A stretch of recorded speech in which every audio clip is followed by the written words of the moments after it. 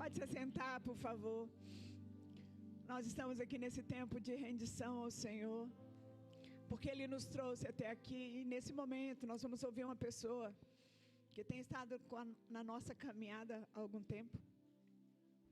Um amigo de coração que Deus colocou conosco. Ele é o pastor Mateus Veiga, casado, pai de 2 filhos, pastor na Zion, lá em Recife.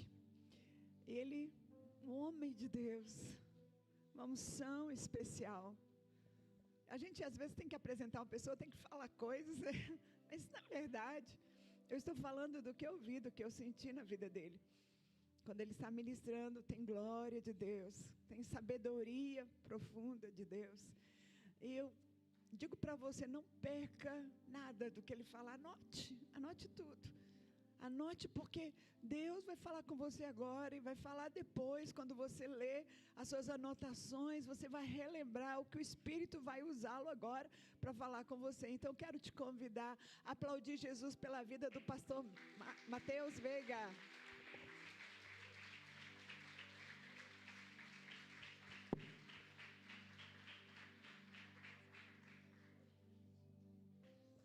Será que agora a gente pode dar um aplauso bem forte ao Senhor Jesus? Vamos lá, você pode fazer melhor do que isso. Aplauda bem forte ao Senhor.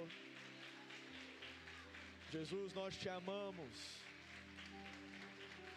Jesus, nós te rendemos honra, glória e todo louvor. Oh, meu irmão, existe uma glória de Deus nesse lugar.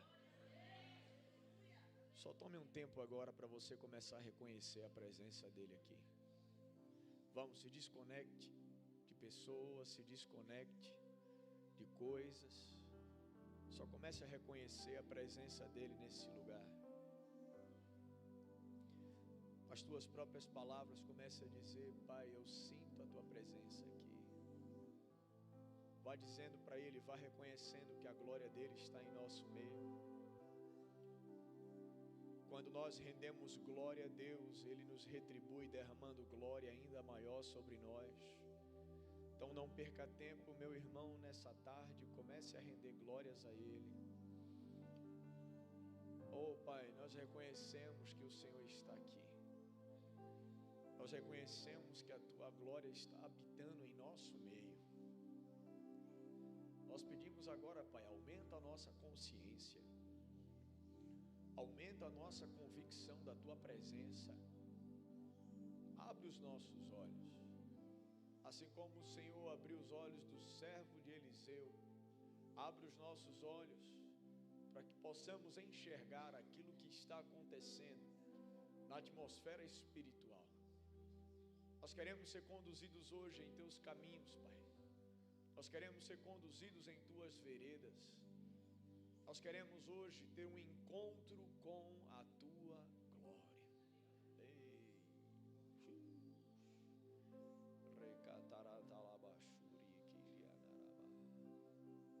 Ei, flui, Espírito Santo. Deixa o Espírito Santo fluir por meio de você agora, meu irmão. Vamos, comece a agitar as águas.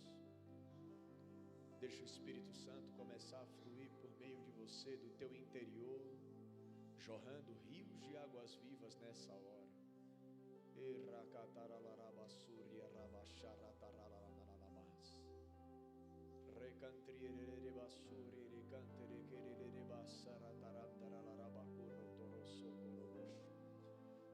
Mais Espírito Santo.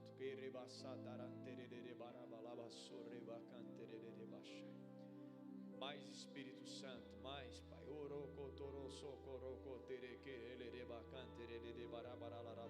Pai. Mais Pai. Já existiu uma glória nesse lugar antes mesmo de nós chegarmos aqui.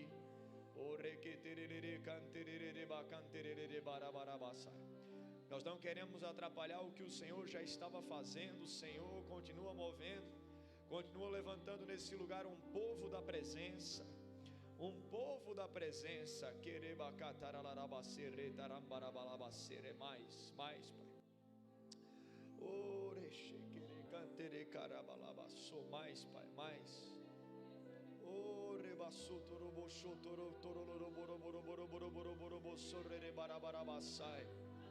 Ei, Se você tem fome, se você quer mais, só comece a gerar, comece a orar. Peça por mais agora, meu irmão. Aonde você está, peça por mais. Oh, fiarabanamassa.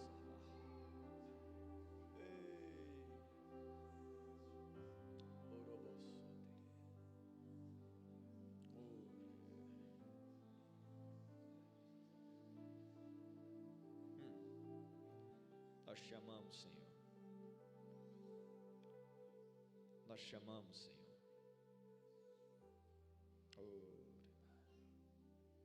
Em nome de Jesus. Quantos podem sentir a presença de Deus nesse lugar? Quantos estão com fome pela palavra de Deus? Se você tem fome pela palavra, dê um aleluia bem alto no teu lugar agora. Aplauda bem forte ao Senhor. Glória a Deus. Aleluia. Amém. Eu não quero que você se desconecte daquilo que já está acontecendo dentro da atmosfera desse lugar. Em primeiro lugar, eu quero agradecer mais uma vez a oportunidade de servir essa casa, comunidade, palavra e poder, CPP. Que honra, que alegria é poder estar aqui e ver tudo que Deus está fazendo. A última vez que eu estive aqui, se não me engano, tem um pouco mais de um ano, talvez, visitando essa casa, e já era muito precioso ver que existia cheiro de avivamento no ar. Quantos aqui conseguem perceber que Deus está fazendo uma coisa nova nesse lugar? E nós queremos participar. Para mim é uma alegria poder retornar para poder servir a tua vida. E eu já quero poder honrar a vida do pastor Luiz, da pastora Elisete, também do pastor Luizinho. Quantos são gratos pela vida dos teus pastores? Será que você pode aplaudir bem forte ao Senhor pela vida dos teus pastores? Líderes com coração ilibado, com caráter reto, provado, não apenas tementes, mas apaixonados pela palavra. Sabe, meu irmão, eu venho hoje com meu coração queimando por algo que eu tenho visto o Senhor fazer na igreja brasileira. Algumas coisas que eu tenho percebido o Senhor fazer na igreja, e eu quero que você acompanhe comigo, porque eu quero te trazer para essa leitura que eu tenho feito. É que Deus ele tem preparado o caminho para algo novo que Ele já começou a derramar. Talvez há um ano atrás, 2 anos atrás, nós estaríamos conversando acerca daquilo que Deus estaria prestes a fazer. Debaixo de uma palavra assim como a palavra que o Senhor traz a Elias, lá em 1 Reis 18 diz: apresente-se a Acabe, eu enviarei chuva pesada. Um sinal e uma palavra se apresentando diante de um tempo novo que o Senhor gostaria de derramar. Mas hoje o recorte onde nós estamos já não é mais o recorte de uma igreja que está nos finalmente ou no prestes a participar do cumprimento de uma palavra. Nós estamos hoje vivendo momentos onde a palavra já está se concretizando.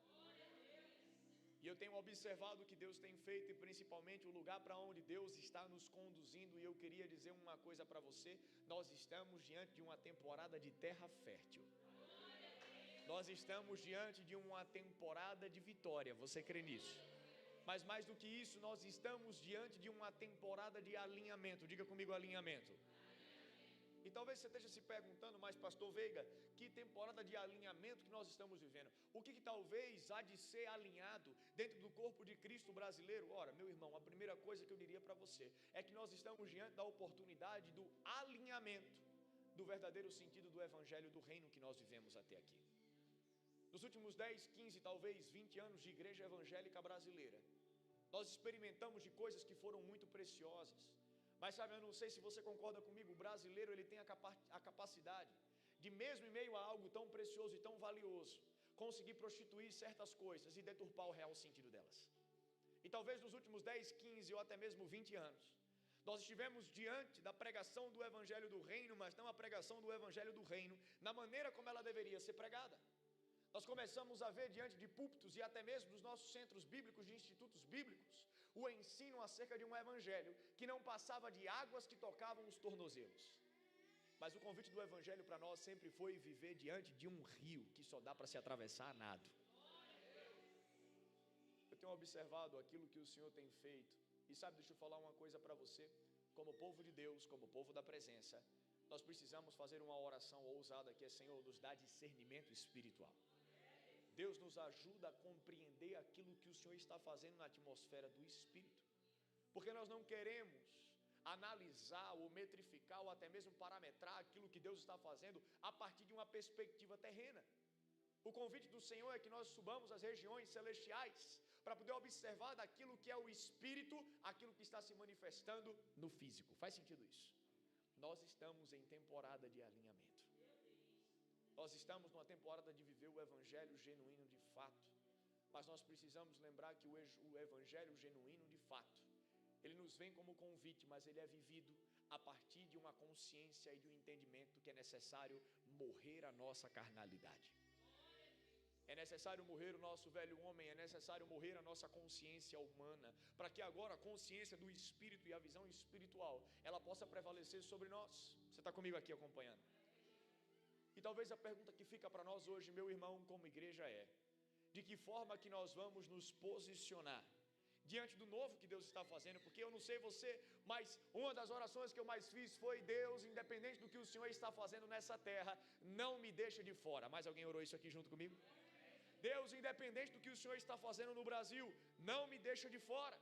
E no meu caso, como um nordestino, alguém que crê, sabe, piamente naquilo que Deus ele quer fazer por meio do Nordeste, a minha oração tem sido: Deus, não me deixe de fora daquilo que o Senhor tem feito no Nordeste brasileiro. E eu posso dizer, meu irmão, nós estamos saboreando, experimentando e sentindo na atmosfera espiritual o tempero do avivamento que já está sobre o Brasil.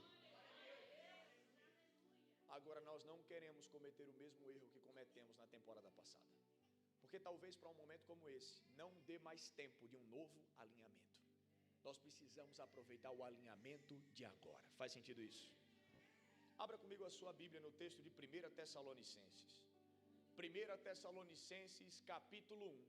E eu vou ler com você do versículo 1 até o versículo 10. E nós vamos analisar o recorte dessa igreja, da igreja de Tessalônica, como uma igreja modelo, para que nós possamos viver e replicar em tempos como o tempo de hoje, na igreja evangélica brasileira. Então esteja comigo, preste atenção, abra sua Bíblia, 1 Tessalonicenses, capítulo 1, eu vou ler com você do versículo 1 até o versículo 10. Todo mundo achou? Se você achou, diga aí para o seu irmão: eu achei. Tu achou? Se ele não achou, você compartilha a tua Bíblia com ele, para ele não ficar de fora da leitura. 1 Tessalonicenses capítulo 1, versículo 1 ao 10. Paulo, Silvano e Timóteo, a igreja dos Tessalonicenses em Deus Pai e no Senhor Jesus Cristo. A vocês graça e paz da parte de Deus e do nosso Senhor Jesus Cristo. Sempre damos graças a Deus por todos vocês, mencionando-os em nossas orações. Lembramos continuamente diante do nosso Deus e Pai o que vocês têm demonstrado. Se você pode, você vai marcar na tua Bíblia aquilo que nós vamos ler agora. Olha o que diz a palavra: vocês têm demonstrado o trabalho que resulta da fé, o esforço que é motivado pelo amor e a perseverança que é proveniente da esperança em nosso Senhor Jesus Cristo. Sabemos, irmãos amados de Deus, que Ele os escolheu. Olhe para alguém e diga assim: o Senhor te escolheu, meu irmão. Quantos creem que o Senhor te escolheu para um tempo como este? Não parece, algumas pessoas. Quantos creem que o Senhor te escolheu para um tempo como este? Aleluia. Ele continua e diz, versículo 5, e isso aqui é imprescindível para a nossa leitura: porque o nosso evangelho não chegou a vocês somente em palavra, mas também em poder no Espírito Santo. Diga comigo: poder. Ele chegou em poder no Espírito Santo e em plena convicção. Olha o que o apóstolo Paulo está dizendo, e preste atenção. Você percebe que nesta carta do apóstolo Paulo, nós estamos falando não de um teor de exortação, mas nós estamos falando de um teor de celebração. É diferente daquilo que está sendo dito, por exemplo, à igreja dos Coríntios, ou até mesmo à igreja de Roma. Paulo está assumindo algo em seu coração que carrega um teor de celebração frente àquilo que a igreja dos Tessalonicenses estão vivendo. Agora, nós estamos falando de uma igreja que ainda não é uma igreja que tem tempo de caminhada na fé. Nós não estamos falando de uma igreja que é uma igreja que já experimentou de derramares ao longo da história, de crescimento daquilo que era o evangelho do reino na igreja primitiva. Nós estamos falando de uma igreja, talvez no recorte, como de uma igreja que é recém-convertida. Agora, preste atenção, porque Paulo está dizendo: o meu evangelho não chegou apenas no poder do Espírito Santo, mas também em convicção. Diga comigo, convicções. Eu creio que nós estamos hoje numa temporada na igreja evangélica brasileira, onde nós precisamos revisitar as nossas convicções. Que convicções são essas, pastor? A convicção do teu novo nascimento, a consciência, ou se de fato você tem ou não, a consciência da tua filiação em um Deus que é Pai, que não é apenas Salvador, mas um Deus que é soberano e Senhor sobre a tua vida. A consciência de um galardão espiritual, a consciência e a convicção de uma herança que é compartida entre nós e o Senhor Jesus. Afinal de contas, nós somos co-herdeiros com Cristo. Quantos são co-herdeiros com Cristo aqui? Nós estamos diante de uma temporada de revisitar as nossas convicções. Sabe, eu tenho tido a oportunidade de viajar à igreja evangélica brasileira e também em outras nações, e eu tenho visto que infelizmente nós acabamos acelerando um evangelho que gera-se muito mais consumistas do que discípulos. Um evangelho que gera muito mais consumidores da bênção do que aqueles que entendem que um culto racional é se entregar como um sacrifício santo e agradável a Ele. E o que acontece diante disso? Nós vemos uma igreja que agora se torna numa máquina que gera uma nova instituição, uma instituição que é baseada numa placa, que é baseada em 4 paredes, que são estruturas humanas, e não mais a pureza de uma eclesia que vive pelo poder do Espírito. E nisso nós começamos a ver pessoas que se tornam igrejeiros, mas não necessariamente crentes no Evangelho de Cristo Jesus. Pessoas que estão na igreja há 10, 15, 20 anos, mas que nunca antes oraram e disseram: Jesus, Tu és o Senhor e Salvador da minha vida. Pessoas, meu irmão, que até mesmo estão no corpo de líderes da igreja, mas que nunca antes oraram e disseram: eu não estou aqui como liderança por título, mas eu estou aqui por uma convicção de que a minha fé está num Deus que é Senhor e que é Salvador. Meu irmão, Deus está nos levando a visitar as nossas convicções. Sabe por quê? Porque se nós continuarmos a caminhar com convicções rasas, se as nossas convicções não estiverem estabelecidas nele, que é o fundamento, se as nossas convicções não estiverem tão enraizadas numa fé que é decidida, não uma fé que é sentida, mas numa fé que é decidida, sabe o que vai acontecer? No primeiro vento de doutrina que bater, nós vamos nos dispersar. No primeiro tempo de aflição, no primeiro tempo de resistência que aparecer ao redor da igreja, nós vamos abaixar as nossas armas e vamos dizer: desistimos da batalha. Ei, Deus está levantando uma igreja de fibra. E uma igreja de fibra é uma igreja que se levanta diante de convicções sólidas na palavra de Deus. Convicções sólidas quanto à sua filiação, convicções sólidas quanto ao seu novo nascimento, convicções sólidas quanto à sua filiação nele. Ei, quantos aqui tiveram um novo nascimento em Cristo Jesus? Meu irmão, se você não estiver convicto na tua filiação nele, se você não estiver convicto na paternidade dele, se você não estiver convicto de que você morreu para a tua carnalidade, para viver uma vida pelo Espírito, vai ser muito difícil você compreender aquilo que ele quer fazer. Vai ser muito difícil você assumir uma identidade que é a identidade bíblica daquilo que ele tem para você. Agora preste atenção, entenda o contexto dos Tessalonicenses. Nós estamos falando de uma igreja que está localizada geograficamente entre a região da Grécia, entre a região de Roma. Você está falando de um tempo de polis grega, você está falando de um tempo de império romano, você está falando de um tempo onde muitas ideologias que são hedonistas, que exaltam o próprio homem, estão surgindo, são ideologias, religiões, que têm vindo como oferta a um povo. A circunstância dos Tessalonicenses não era uma circunstância tão favorável. A circunstância dos Tessalonicenses não era a circunstância mais fácil para se tomar uma decisão de fé, mas deixa eu te dizer uma coisa: nada melhor do que tempos de caos para uma intervenção miraculosa. Nada melhor do que temporadas difíceis para forjar homens fortes, debaixo da convicção de que se não for pela intervenção do Senhor, nada vai acontecer. E eles estão agora, diante disso, recebendo a palavra por poder. Agora, a raiz da palavra poder, que está aqui no texto de 1 Tessalonicenses, é a mesma palavra que está lá em Atos capítulo 4, versículo 33, que diz que com grande poder os discípulos davam testemunho da ressurreição de Cristo. Essa palavra no seu cerne original significa dunamis. Diga comigo, dunamis. E dunamis significa poder explosivo do Espírito Santo. Agora, o que esse poder explode? Bota a mão na tua cabeça e diga assim: a minha consciência humana.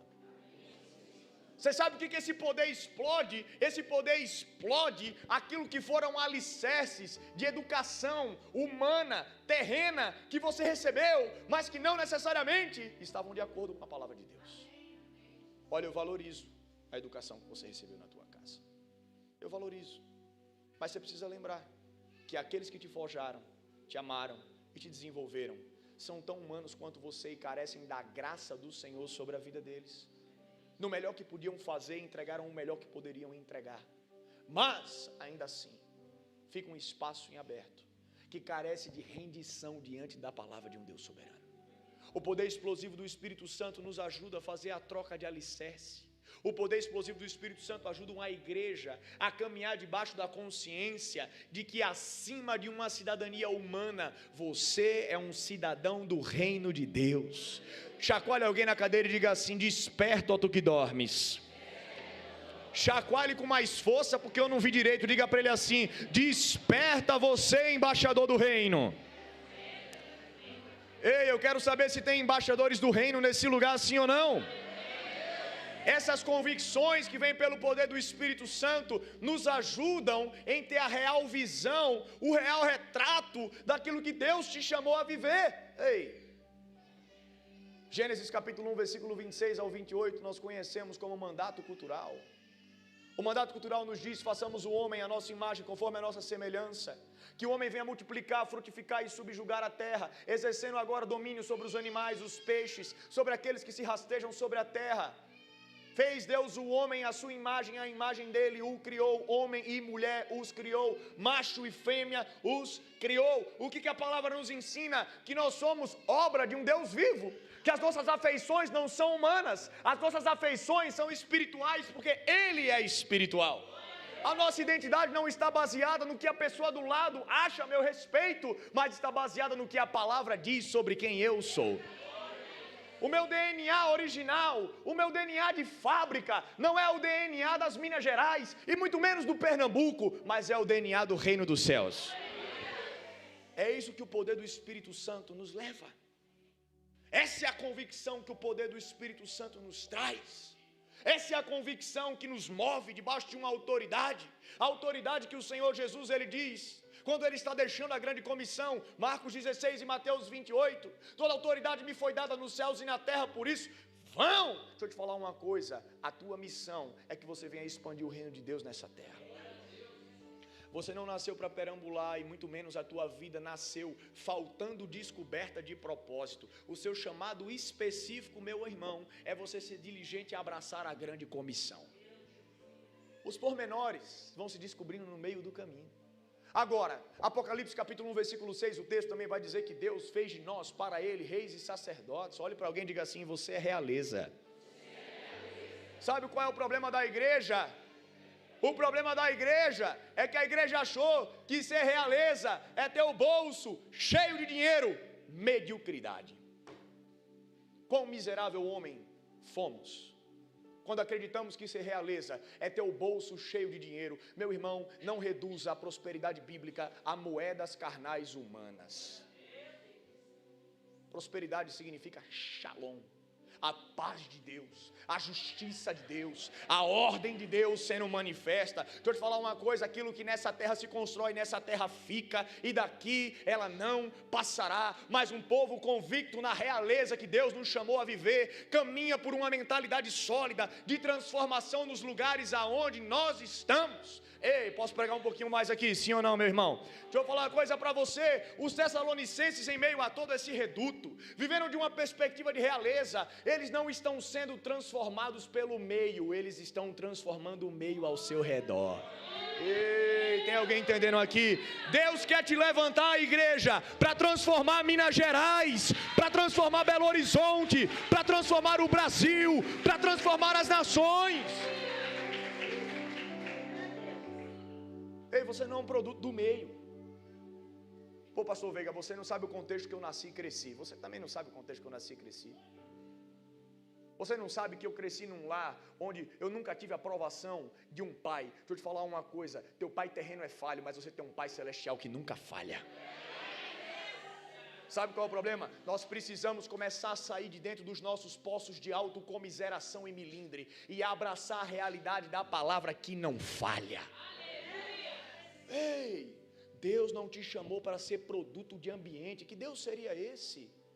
Que nos coloca em ambientes dos quais não conseguimos carregar seus fardos. Que ambiente, que Deus seria esse que nos colocaria dentro de cativeiros sem que pudéssemos suportar ou resistir àquilo que se passa? Sabe qual é o problema, meu irmão? A igreja ficou tão luxenta, ficou tão vaidosa e ficou tão preguiçosa que esqueceu que parte do que temos para viver como evangelho significa resistência e permanecer.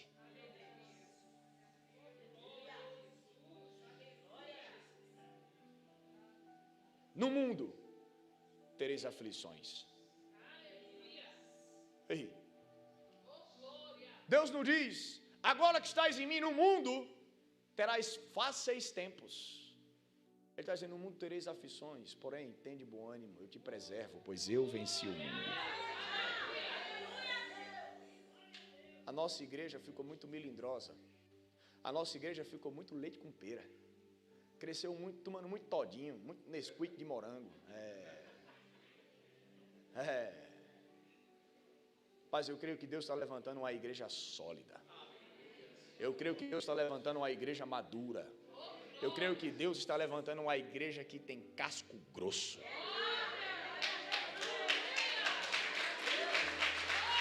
Aleluia. Ei. Eu não sei você, meu irmão, mas eu cresci num contexto de igreja onde me ensinaram uma coisa que hoje eu tenho uma convicção que foi errada. Disseram para mim assim: se Deus está no barco, vai ficar tudo fluido. Quem já ouviu isso daqui? Levanta a tua mão se você já ouviu. Se Deus está no barco, meu irmão, significa que vai ficar tranquilo. Aí eu parei para pensar: rapaz, eu queria que tivessem dito isso para Daniel na cova dos leões. Fala isso para Moisés, enfrentando o faraó. Fala isso para Davi diante de Golias. Ei, Golias, tá fácil, tá fluido. Ô, Davi, tá tranquilo, tá tudo na paz. E o gigante na frente dele, doido para cortar a cabeça dele fora. Sabe qual é o problema? Nós deixamos com que o mundo entrasse na igreja e nos fizesse acreditar que tudo tem que ser confortável demais em pró do nosso conforto holisticamente humano. Sabe, os tessalonicenses, eles não estão se moldando a um ambiente. Agora, continue, olha o que o texto diz, continue comigo no versículo 5. Vocês sabem como procedemos entre vocês em seu favor. De fato, vocês se tornaram os nossos imitadores e do Senhor. Apesar de muito sofrimento, receberam a palavra com alegria que vem do Espírito Santo. Versículo 7. E assim, tornaram-se um modelo. Diga comigo, modelo. Olhe para alguém e diga assim: você é um modelo. Ei, mas não é um modelo da Vogue não, viu? Tem gente que acha que é mais bonito do que de fato é. Fique tranquilo, viu? O que a palavra está dizendo é que Paulo está exaltando a identidade de liderança. Olhe para alguém e diga: você é líder. Queira você ou não, meu filho. Ei, queira você ou não, você é líder. Sabe por quê? Porque liderança faz parte da tua identidade, não tem escolha. É o que será. Agora a tua escolha é como líder, como você vai se comportar. Amedrontado ou ousado? O apóstolo Paulo está dizendo: vocês se tornaram um modelo, e nós vamos voltar nisso mais tarde. Mas vocês se tornaram um modelo para todos os crentes que estão na Macedônia e na Acaia. Versículo 8, no versículo 8 mora o porquê, o ponto de conexão que faz jus ao versículo 7. Olha o que ele diz: porque partindo de vocês, ou seja, começou nos Tessalonicenses, propagou-se a mensagem do Senhor na Macedônia e na Acaia. E não somente isso, mas também por toda parte, tornou-se conhecida a fé que vocês têm em Deus. Meu irmão, eu tenho 3 lições hoje, olhando para o texto, que eu tiro e eu aprendo com a igreja dos Tessalonicenses. Eu gostaria que hoje nós aprendêssemos junto com eles. A primeira delas, volte comigo no versículo 3. Nós vamos ficar no versículo 3 para entender o que o apóstolo Paulo está dizendo. Ele diz: nós vemos em vocês o trabalho que resulta da fé. Sabe o que significa isso? Diga comigo: colocar a fé em prática. a primeira resposta, a decisão tomada, a nova convicção precisa ser uma fé colocada em prática. Isso é tranquilo, pastor, porque agora todo mundo está vendo que eu estou ouvindo louvor no meu carro. Ah, se você soubesse quantos ouvem louvor, mas no final do dia continuam servindo a Satanás.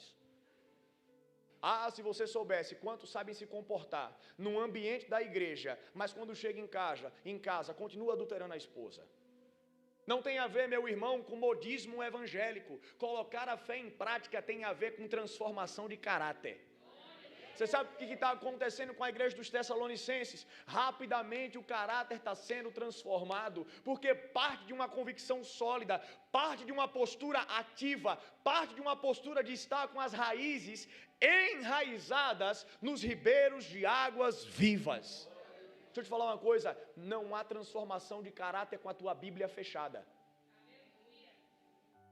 E a Bíblia aberta, ela precisa ser aberta no teu coração. Tem muita gente que ainda trata a Bíblia como se a Bíblia fosse amuleto. Tem muita gente que trata a palavra de Deus como se fosse um amuleto. Vou abrir aqui na prateleira de casa no Salmo 91 para ver se expulsa os maus espíritos. Ô meu irmão, não adianta nada você abrir a Bíblia, mas você continuar no pecado, vai dar legalidade para o inimigo do mesmo jeito. Colocar a fé em prática diz respeito à transformação de caráter. É por isso que o apóstolo Paulo está dizendo em Romanos capítulo 12, versículo 1 e 2: se entreguem como sacrifício santo e agradável a Deus. Este é o culto racional de vocês. Vamos fazer uma nota de rodapé e falar algumas coisas aqui. Sabe qual é o problema de uma igreja glamurosa? É uma igreja que começou a tratar púlpito como se púlpito fosse palco. É uma igreja que começou a tratar púlpito como se púlpito fosse plataforma de promoção dos seus próprios ministérios. E aí sabe o que começou a acontecer? A igreja começou a ficar neutralizada e esterilizada demais, a tal ponto que não se rende mais no altar. Não, já me rendi uma vez, eu não preciso me render de novo. Deixa eu te falar uma coisa, o sacrifício é você. E o sacrifício é você no altar. Se não há transformação de caráter, julgue a fé. Se teu caráter não está sendo transformado, desconfie. Que evangelho que você tem crido? Porque, meu irmão, evangelho é transformação de caráter. E o apóstolo Paulo continua e ele diz: então não vos conformeis com este mundo, mas sejam transformados pela renovação da nossa mentalidade. É a troca de fundamentos. É a troca de alicerces. Agora preste atenção, 1 Reis capítulo 8, versículo 61. Ouça isso.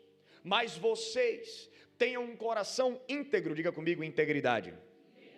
Um coração íntegro para com o Senhor nosso Deus, para viverem pelos seus decretos e obedecerem aos seus mandamentos.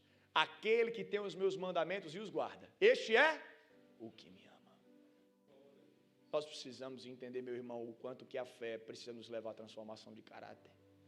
Talvez hoje você esperava que eu viesse trazer para você alguma frase de efeito bonita ou alguma chave. Vou falar um negócio, se você quiser abrir o teu YouTube, vai estar cheio de pregador dando chave para você. Só que infelizmente essas chaves não abrem porta nenhuma, porque assim como diz Isaías 22, a porta que o homem abre, só o Senhor fecha. A porta que o Senhor abre, nenhum homem fecha. Busque a palavra. Não busque as migalhas que fica caindo de chat GPT, de pregadores que nem igreja tem para cuidar. Ei, meu irmão, qual foi o campeonato que você jogou, filho? Você tem mais tempo para criticar os outros na internet do que para discipular pessoas. Ei, Deus está levantando uma igreja íntegra. Quantos querem ter o coração íntegro e renovado? Nós precisamos entender, meu irmão, que para a renovação do caráter é necessário resiliência. É necessário perseverança. Eu quero te dar um exemplo bíblico de alguém que pouco sofreu. Então abra comigo em Jó, capítulo 27. Jó, capítulo... Não entendi porque você riu, ah? Não entendi. Jó, capítulo 27, versículo 4 ao versículo 6, olha o que vai dizer o texto. Isso aqui são palavras de Jó, servo do Senhor. Meus lábios não falarão a maldade, a minha língua não proferirá nada que seja falso. Eu nunca darei razão a vocês, a minha integridade eu não negarei jamais, até a morte.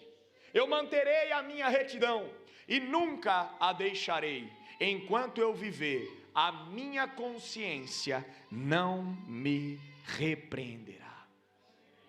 Jó, um homem que tinha tantas coisas, títulos, currículo, propriedades, posses, terras, rebanhos, tentado pelo próprio Satanás, debaixo da permissão do próprio Deus. Sabe o que Jó entendia? A sua prosperidade não estava nessa terra, mas tudo que ele tinha, tudo que ele precisava, era de um Deus soberano sobre a vida dele.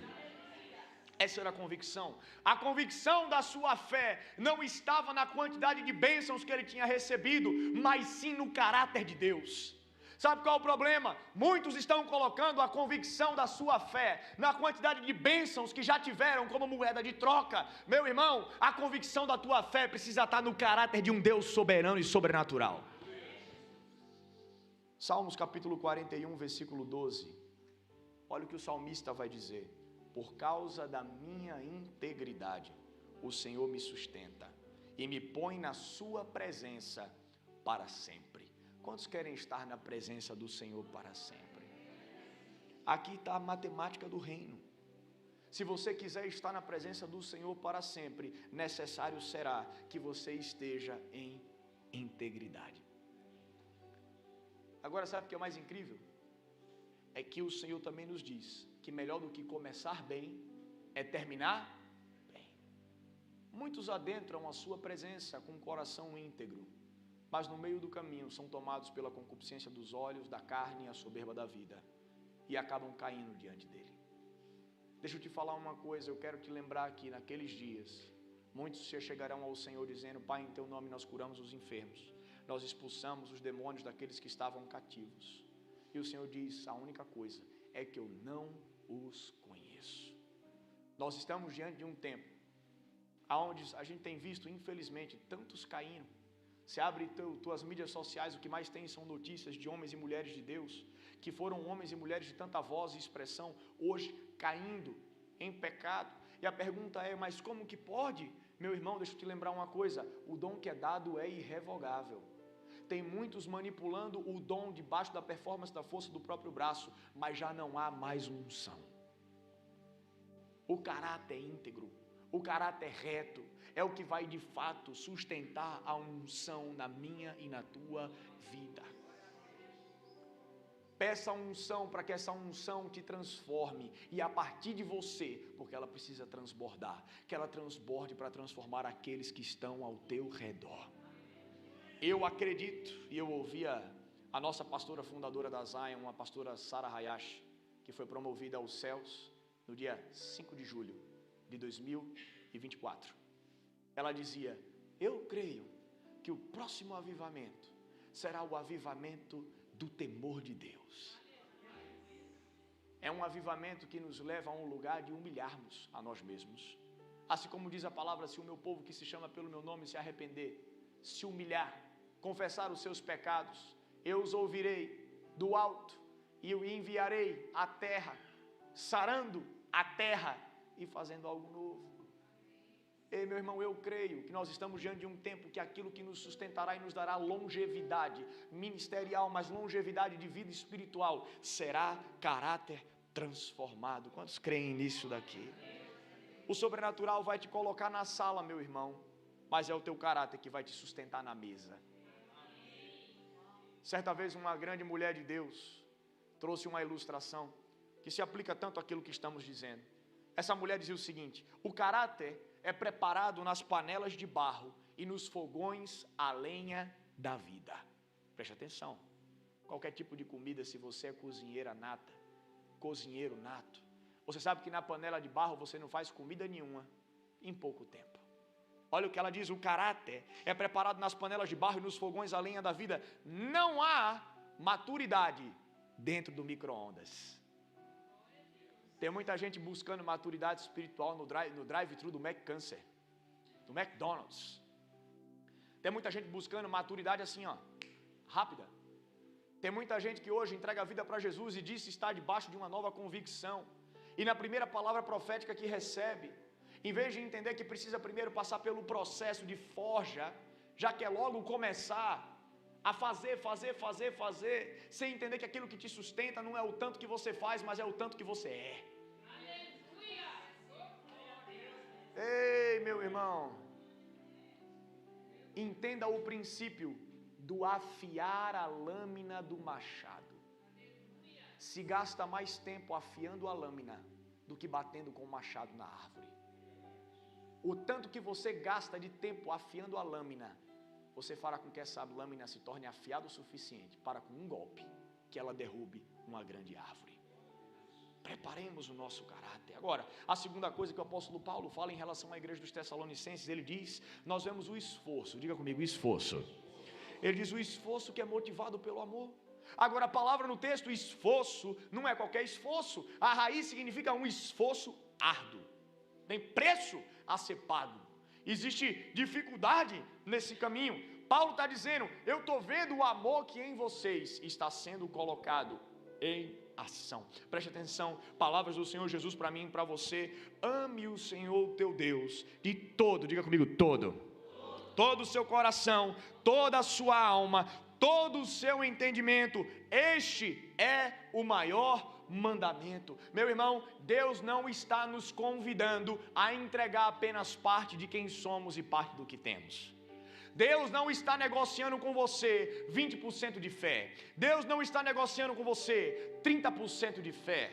Tem gente que acha que é suficiente vir à igreja no domingo, quanto que o convite ao evangelho nunca foi sobre fazer parte de denominação, mas foi sobre morrer para viver uma vida no Espírito, no reino de Deus.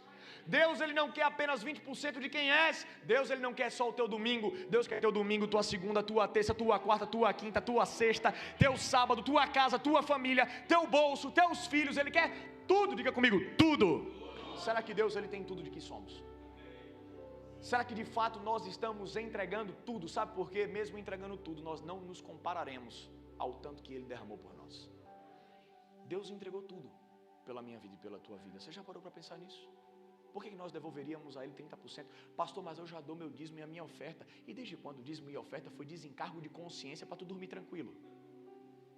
Dízimo e oferta é princípio, meu irmão. Também não tem a ver com valores. Tem gente que dá dízimo e oferta como moeda de troca. Dá o dízimo e some da igreja, não aparece mais. Aí volta no primeiro domingo do mês para dar o dízimo de novo e some de novo. E ninguém pode requerer nada dele, porque ele acha que a igreja deve alguma coisa a ele porque ele está dando dízimo. Meu irmão, sabe de nada inocente, cuidado. Ei, que tipo de evangelho que nós estamos vivendo? Deus está levantando uma igreja madura. Deus está levantando uma igreja para um tempo como este. Quantos creem nisso daqui, meu irmão? O amor a Deus tem que ser sacrificial, devocional, radical. Diga comigo, radical. Certa vez eu estava pregando essa mensagem, eu falei, tem que ser radical. Aí uma pessoa chegou para mim e falou assim, pastor, mas também está radical demais. O senhor tem que entender que tem que ter um balanço. Temos que ser balanceados. É saúde. Eu falei, abre tua Bíblia e me prova onde que Deus mandou que teu amor e a tua fé fosse balanceada. Sabe qual é o problema? Tem muita gente que, a troco de querer uma fé balanceada, está na verdade escondendo um grande problema chamado mornidão espiritual. Você um dia queimou por Jesus, hoje você não consegue queimar mais, aí você quer que os outros venham para a mesma temperatura que você está, porque você não consegue lutar contra a tua própria consciência. A tua consciência te crucifica todos os dias, porque você não conseguiu terminar bem, você foi parado com 20% do caminho percorrido.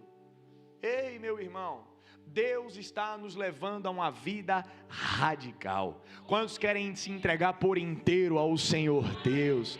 Alguns querem. Quantos querem se entregar por inteiro ao Senhor? Sabe, ser comedido não passa de ser um morno disfarçado. Agora preste atenção, porque o grande mandamento ele não para por aí. Olha o que o Senhor diz, e nós vamos voltar no texto de Tessalonicenses. Mas antes, olha o que o texto diz. Agora, ame ao próximo como? Assim. Tem muita gente que acha que amar ao próximo é afeição. Tem muita gente que acha que essa palavra amor, ela é um amor fraternal. Ela é um amor de vem na minha casa comer um pãozinho de queijo com café com leite.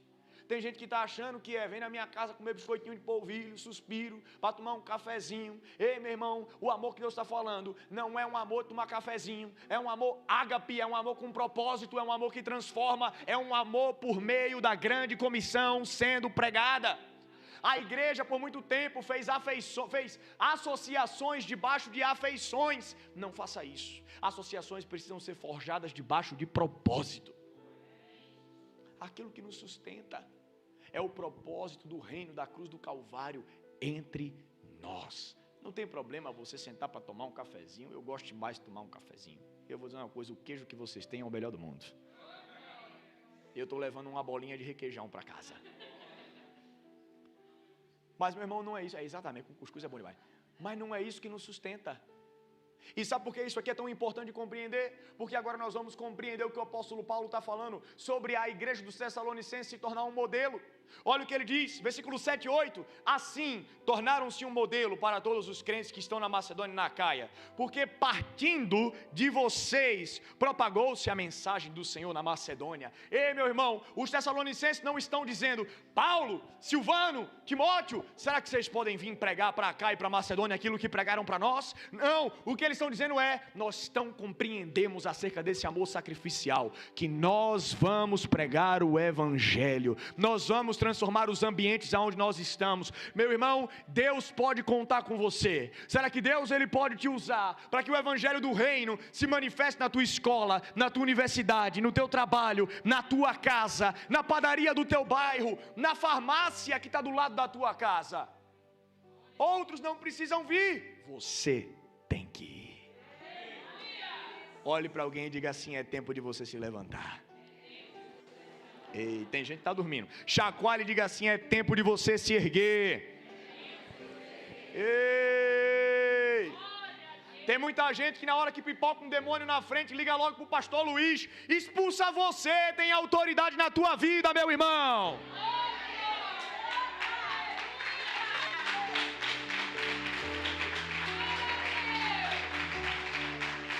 Ei! Tem muita gente que está lá cuidando de uma célula, de um primeiro grupo, na primeira crise de casamento que dá num casal da célula, quer ligar logo para o pastor resolver. Se você estiver construindo direitinho o teu casamento, com autoridade e com unção, você tem autoridade para transformar aquelas vidas. Ei, meu irmão! Deus ele quer usar você, Deus quer fazer de você um modelo. Agora entenda, ser uma liderança, ser uma influência, não tem a ver com plataforma, tem a ver com responsabilidade.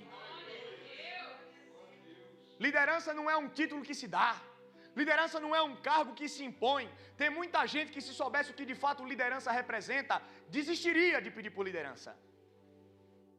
Calma aí, meu irmão, não queira ser tão rápido um líder pelo espírito da performance que está em você, porque você vai acabar caindo.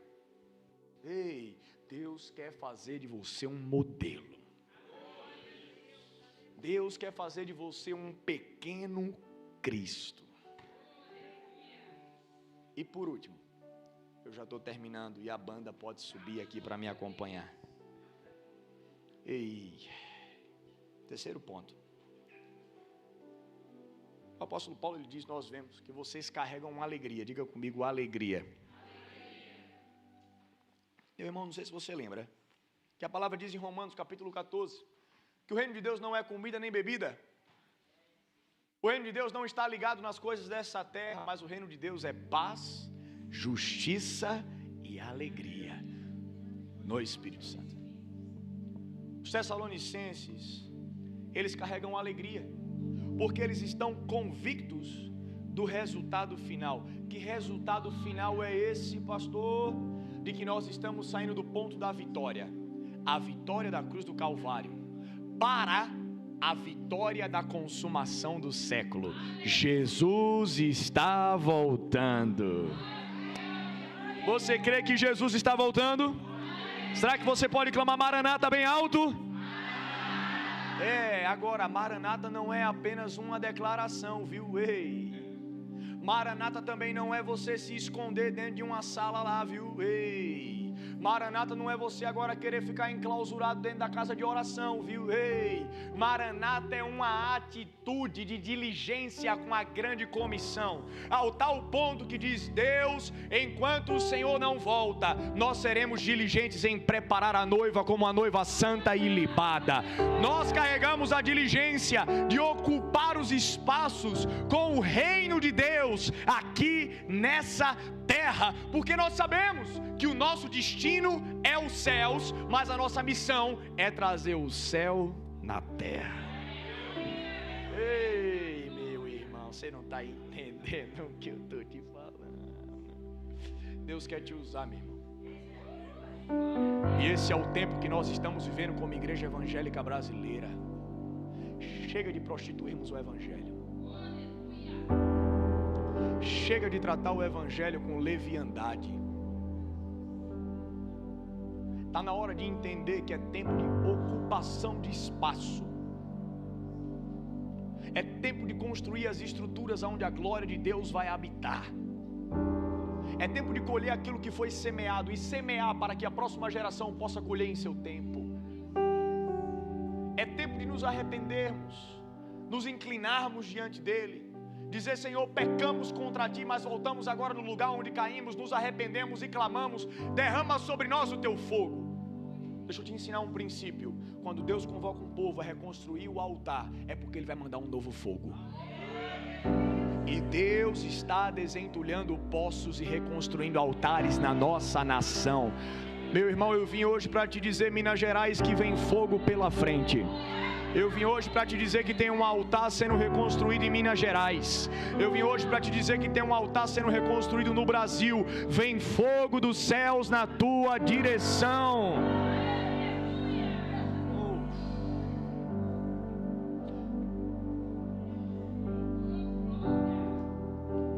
7 de julho de 2025, meu filho Domênico veio à vida. E antes dele vir, o pastor Teófilo, meu pai na fé, nosso pastor presidente de toda a Zion Church, nós estávamos almoçando juntos, e ele chegou para mim e disse assim: será que eu posso, desde já, entregar uma palavra profética e um conselho de avô para neto? Eu falei: pode. Ele falou: você já tem um nome para o seu filho. Detalhe, 2 meses antes dessa conversa, Deus tinha falado comigo: o teu pai na fé tem um nome para o teu filho. Eu falei: mas é japonês? E ele falou, ele perguntou para mim: você já tem um nome para o seu filho? Quando ele falou isso, eu falei: chegou a hora, cumprimento da palavra. Eu falei: nós estamos vislumbrando algumas coisas. Ele falou: eu queria que você considerasse colocar o nome do teu filho Domênico. Domênico? Domênico. Você sabe o que significa Domênico? Eu falei. Ele falou: Domênico é a tradução para o italiano do que no português conhecemos como Domingos. Domingos significa aquele que pertence a Deus, general do reino de Deus. Agora, o que eu sinto do Senhor sobre a vida dele está sobre uma unção específica que recaiu sobre um homem pré-reforma protestante, também chamado Domênico. Alguém que foi o fundador da ordem dos pregadores dominicanos, um dos principais influenciadores de Tomás de Aquino, talvez um dos grandes líderes que já passaram na história da igreja. E o apelido de Domênico era o caçador de heresias. Ele falou: ora junto com a tua esposa e julga. Eu falei: eu não tenho que orar nem julgar, está aceito, eu recebo isso com fé. O nome dele vai ser Domênico Guerra Veiga. No dia 7 de julho, fomos para a maternidade. E quando chegamos, profético, ele nasceu 7/7. Quando chegamos na maternidade, chega nos últimos 20 minutos do parto, um parto normal, não um parto cesáreo, mas um parto normal. Eu começo a perceber a atmosfera da sala de parto mudar. Os médicos e enfermeiros começaram a ficar um tanto quanto perturbados, eu vendo aquilo tudo acontecer, experiência nenhuma, afinal de contas a nossa primeira pequena foi parto cesáreo. E eu estou olhando para aquilo e eu começo a ver a médica dizer: pede a sala cirúrgica, pede o bloco cirúrgico, pede o bloco cirúrgico.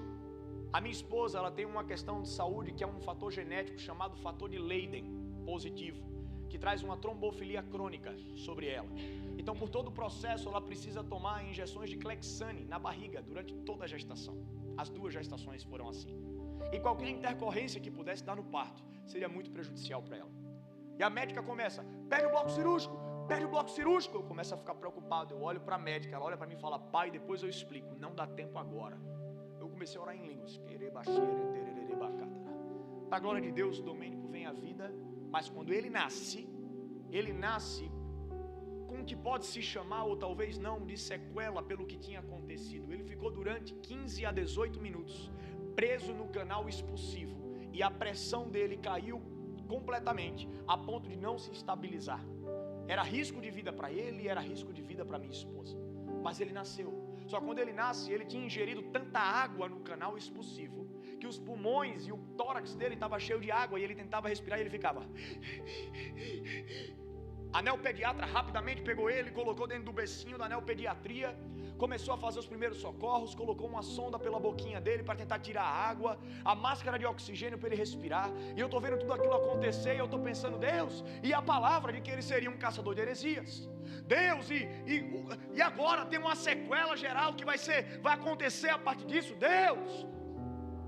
Eu perguntei, doutor, o que vai acontecer a partir de agora? Ela falou, pai, ele vai ter que ir para a UTI. Naturalmente, se ele tivesse nascido sem nenhum problema, ele iria direto com vocês para o quarto, mas ele vai precisar ir para a UTI. Eu falei, doutora, ela falou, pai, não tem o que fazer. Na hora eu senti o Espírito Santo me incomodar. O Espírito Santo falou comigo assim, o que você está esperando para manifestar a minha glória dentro do hospital? Eu falei, Deus, eu só estou respeitando os médicos. Eles são os especialistas, eu sei que o Senhor usa os médicos. O Senhor falou comigo assim, eu não estou pedindo para você ser passivo, eu estou pedindo para você manifestar a minha glória nesse hospital. Na hora eu entendi, tomei um choque de realidade. Falei, doutora, antes da senhora levar o Domênico para a UTI, eu quero orar pelo meu filho. Eu falei, tudo bem, pai, pode orar, mas eu vou segurar ele no colo, porque ele não está com condições, olha como ele está respirando. Ela segurou ele no colo, com a máscara de oxigênio. Eu coloquei a mão na cabeça do meu filho e eu comecei a declarar, esse menino nasceu para a vida. Eu comecei a declarar toda a palavra profética que ele tinha recebido. Eu comecei a declarar o reino naquele lugar. Eu falei, Deus, vem com tua glória. Eu declaro agora que esse menino nasceu para ser um caçador de heresias. Aqui está um general do reino. Aqui está um embaixador do reino nessa terra. O inferno não prevalecerá contra ele. As tentativas do inimigo não prevalecerão. Eu clamo a glória de Deus manifesta nesse lugar, em nome de Jesus, amém. Enquanto eu orava, esse menino estava... Era agoniante ver ele naquele lugar de agonia. Mas quando eu falei, amém, ele fez e parou. O olhinho dele que estava meio atordoado ficou quietinho. Eu olho a médica está com ele no colo. Quando acontece, ela faz. Ela olha para mim, ela olha para ele, ela olha para mim de novo. Eu estou vendo os olhos dela começar a se encher de lágrima. Ela pega o estetoscópio, começa a colocar no peitinho dele. Daí ela começa a chorar, a lágrima começa a escorrer. E ela olha para mim de volta. Eu falei, o que está acontecendo? Ela, a água. Eu falei, o que tem a água? Sumiu a água. Não tem mais água dentro dele. Não tem água. Meu irmão, Deus quer te usar para manifestar a glória em Minas Gerais, em Belo Horizonte, na tua casa, no teu trabalho, na tua faculdade. Ei! Deus quer te usar. O que você está fazendo com esse evangelho? O que foi pregado, meu irmão? Deixa eu falar uma coisa. Esse lugar aqui é um altar, isso aqui não é um palco. No mínimo, se você entendeu o que eu estou pregando para você, você já deveria ter saído do teu lugar e ter se rendido nesse altar. Porque se você está inconformado com a maneira que você viveu esse evangelho até aqui, hoje é dia de arrependimento e transformação. Deixa eu te falar uma coisa, Deus tem pressa. Deus pode contar com você? Deus tem pressa. Ele pode contar com você. Deus tem pressa com o que Ele quer fazer em Minas Gerais. Ele pode contar com você. Deus tem pressa com o que Ele quer fazer na tua casa. Ele pode contar com você. Deus tem pressa com aquilo que Ele quer fazer no governo federal brasileiro. Ele pode contar com você. Deus tem pressa com o que Ele quer fazer nas universidades. Ele pode contar com você. Eu não vou perder nem tempo, meu irmão. O altar está aberto. Se você é essa pessoa hoje, sai do teu lugar, se rende diante da glória. Se renda diante da presença. Clame agora pelo impacto da glória. Se derrame diante do altar. O sacrifício vivo hoje é você diante da presença. Você não precisa de ninguém te conduzindo ao lugar da glória. É você debaixo da glória. É você debaixo da presença. Se renda, meu irmão.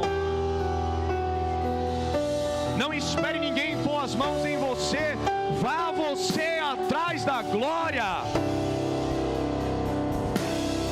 Vá você atrás da presença. Você não precisa de ninguém intermediando o teu encontro com Ele. É você e Ele.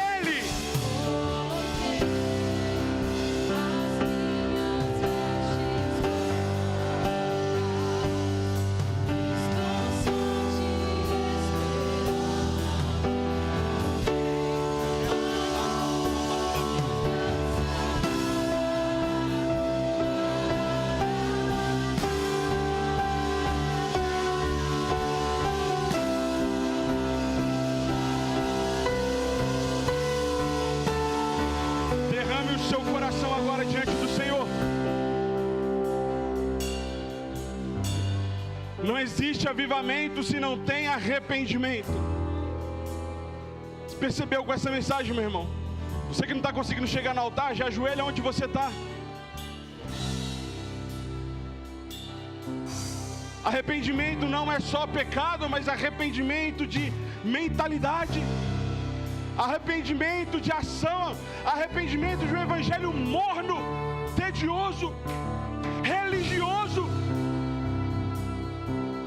Perceba, o Senhor está te falando: não quero religião, quero o seu coração, quero a sua vida, eu quero a sua entrega. Ah, Senhor, estamos aqui, misericórdia de nós, Senhor. Rendemos nosso coração ao Senhor. Vamos, meu irmão. É você e Deus agora. É você e Deus. É o teu arrependimento. Eu sei que talvez você está agora desconfortável nesse ambiente, mas que bom. Porque é esse ambiente que produz em você agora esse temor, esse arrependimento. Vem sobre nós, Senhor. Nos arrependemos agora. Ah, meu irmão, você e Deus, se arrependa. Você sabe do que você tem que se arrepender. Alinhamento de coração agora. Gera em nós agora um coração apaixonado pelo Senhor. Não vamos mais negligenciar. Não vamos mais negligenciar o chamado, a comissão, a unção. Tem gente para você alcançar e você negligencia isso. Não é mais sobre o eu, a quebra desse antropocentrismo, a quebra do seu eu para nascer Cristo em você. Somente Cristo. Tem presença de Deus aqui agora, tocando você. Tem presença de Deus aqui agora, nos levando ao quebrantamento, ao arrependimento. Vem, Senhor.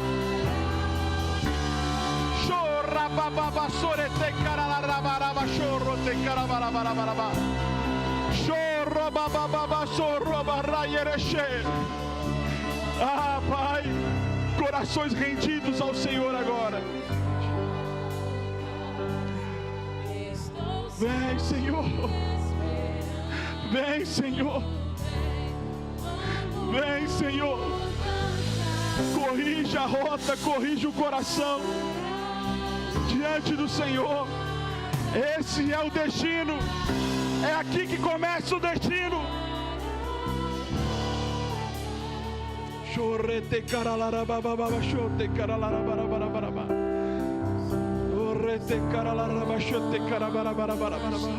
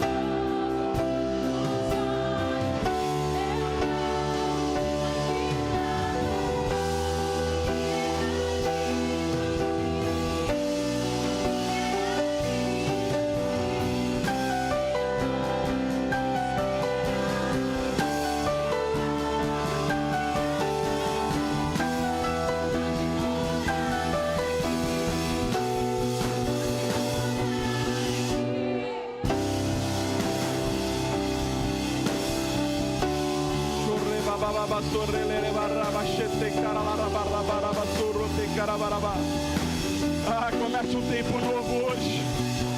Comece um tempo novo hoje.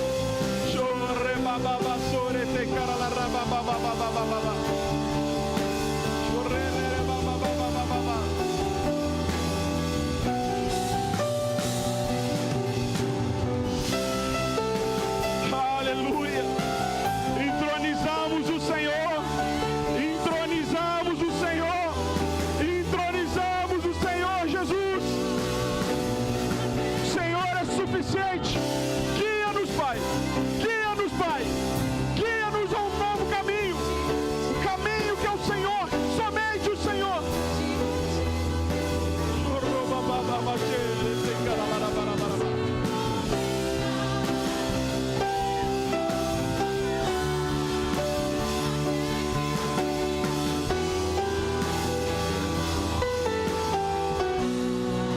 Fica de pé no seu lugar.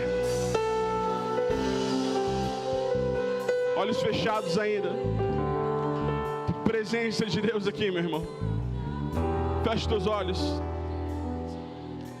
Sabe, eu sinto o Senhor falando. Tempo que Ele está te despertando agora. Preocupa com a tua vida não. Mateus 6,33. Buscai primeiro o reino de Deus, a tua justiça. Demais coisas elas são acrescentadas. O Senhor sabe o que dar a você no tempo certo. Contanto, viva aquilo que Ele quer. Até o final dessa conferência você vai ter clareza. Clareza daquilo que o Senhor vai fazer através da sua vida esse ano. Tem gente para ser alcançada através de você. Tem ambientes para serem alcançados através de você. Mudança. Reino é sobre isso. É quando eu me coloco à disposição. Eis-me aqui, Senhor. Envia-me. O Senhor está falando, estou te enviando. O Senhor vai te enviar pessoas e vai te enviar a pessoas também. Você vai começar a experimentar a bênção não na sua vida apenas, mas fluindo através de você e mudando pessoas. Amém. Meu irmão, tem muito ainda para acontecer, mas eu sei que você foi muito abençoado. E agora nós vamos abençoar aquele que nos abençoou. Vem cá, pastor. Sabe, Deus usa esse homem. Toda vez que eu escuto ele, toda vez que eu vou lá, eu sou inspirado. Sabe, você olha para ele, você às vezes pensa assim, tem muitos anos aqui. Acho que tem nem 30 anos ainda, né, Mateus? 30 esse ano ainda. Tanta maturidade, tanta presença de Deus. Sabe, meu irmão, isso aqui é um presente que o Senhor nos deu, de poder ouvir esse homem, sabe, esse homem usado pelo Senhor, que tem abençoado a vida de tantos. Eu quero te convidar agora a abençoar a vida dele também. Pastor Elisete vai conduzir essa oração. Eu quero que você estenda as suas mãos e nós vamos abençoá-lo agora. Pai, nós oramos. Nós oramos porque o Senhor é Deus. O Senhor o trouxe aqui para dar esse recado tão poderoso. Que o Senhor enche a vida dele, transborde para a direita, para a esquerda. Glórias, glória, glória do Senhor. Que toda a casa dele transborde de glória, de favor do Senhor. Que esse ministério se amplie e cresça. Que ele seja uma voz fiel ao seu Espírito. Em nome de Jesus nós o abençoamos, nós te damos graça. Nós declaramos sobre ele, sobre a casa dele, sobre o seu ministério, favor do Senhor. Em nome de Jesus.